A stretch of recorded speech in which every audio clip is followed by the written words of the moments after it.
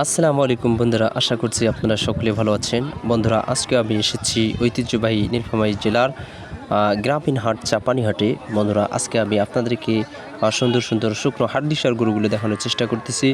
বন্ধুরা, আপনারা আমার স্ক্রিনে দেখতে পাচ্ছেন একটি সুন্দর হাড্ডিসার শুকনো লাল গরু।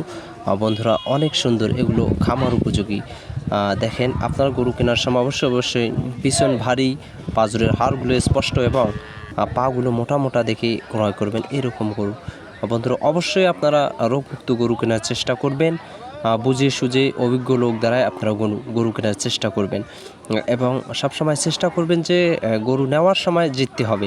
যদি নেওয়ার সময় জিততে না পারেন তাহলে আপনারা ঠকে যাবেন। আর এই চাচার কাছে আমি এই গরুটার দাম জিজ্ঞেস করলাম, উনি চাচ্ছে 50,000 আর কি। 47-48 হলে ছাড়বে, ওনার মুখে যা বললো আর কি।